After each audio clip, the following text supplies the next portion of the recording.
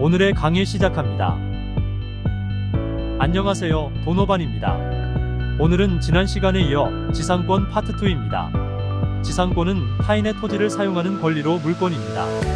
지상권은 소유자에게는 불리하고 지상권자에게 유리한 권리이다 보니 소유자가 설정을 꺼려하여 잘 보기 힘든 권리라고 했습니다. 그렇다고 지상권이 전혀 사용되지 않는 것은 아닙니다. 어떤 경우에 지상권을 이용하는지 알아보도록 하겠습니다.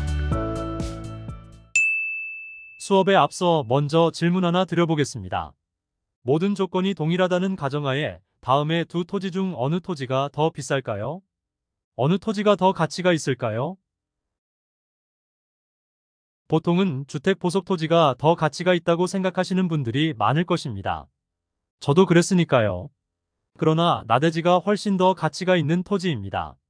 주택이 있으니 더 값어치가 있지 않을까 생각하시겠지만 건물은 따로 건물의 가격이 있는 것이고 토지만 보면 그렇지 않습니다.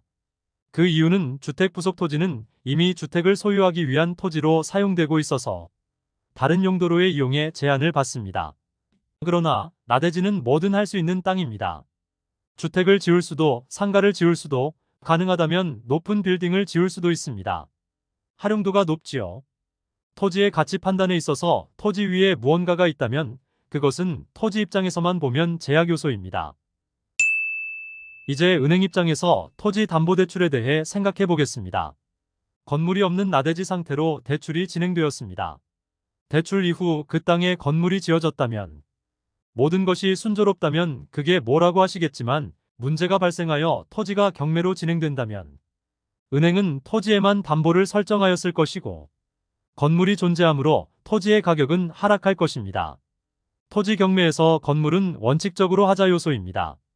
건물이 하자가 아닌 경우도 있는데 그걸 판별할 줄 아셔야 돈이 됩니다. 대출 시 없던 건물로 인하여 은행으로서는 원금 회수에 문제가 생길 수도 있습니다. 그래서 은행은 토지담보대출 시 해당 토지의 건축행위로 인한 토지의 담보가치 하락을 방지하기 위해 지상권을 설정합니다. 지상권을 설정하면 그 토지의 사용권은 지상권자 즉 은행에 있습니다. 건축허가 시 은행의 동의 없이는 건물을 지을 수 없습니다. 은행은 건축허가 동의 시 건물이 완성되면 건물에도 담보권을 설정하는 조건으로 동의를 해줍니다. 이처럼 담보 잡은 토지의 건축행위 방지를 위해 설정하는 지상권을 담보권 강화 지상권이라고 합니다. 거의 모든 토지 대출은 지상권 설정을 조건으로 실행됩니다. 담보권 강화 지상권의 내용을 공부하셨으니 조금 더 심화학습을 해보겠습니다. 권리 분석인데요. 담보권 강화 지상권은 보통 담보권 즉 저당권 뒤에 설정하는 것이 일반적입니다. 이전에 언급한 말소기준 권리 중 하나인 근저당보다 뒤에 위치하므로 소멸됩니다. 그러나 다음과 같이 지상권이 근저당보다 먼저 설정되어 있는 경우는 어떻게 될까요? 말소기준 권리보다 앞선 지상권 즉 선순위 지상권은 인수입니다. 소멸하지 않습니다. 그러나 잘 보시면 지상권자와 담보권자가 같은 은행입니다. 이 토지가 경매에 나오면 선순위 지상권을 인수하는 조건이라면 낙찰가는 엄청 떨어질 것이 뻔합니다. 여러분이 이 토지를 낙찰받더라도 이 토지는 30년 동안 지상권자인 은행 허락 없이는 사용할 수 없습니다.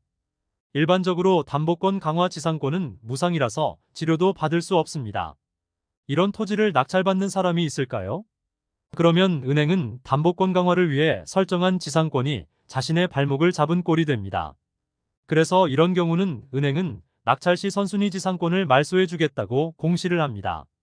공시가 없더라도 은행에 문의하면 말소해 주겠다고 할 것입니다.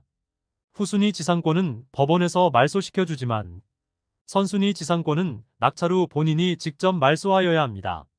조금 번거롭지만 권리상 하자는 아닙니다.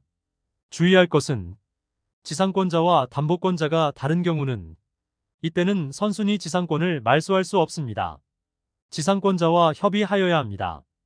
해결 방안이 없는 경우 선순위 지상권이 있는 물건은 입찰하시면 안 됩니다. 기초가 부실한 고수는 없습니다.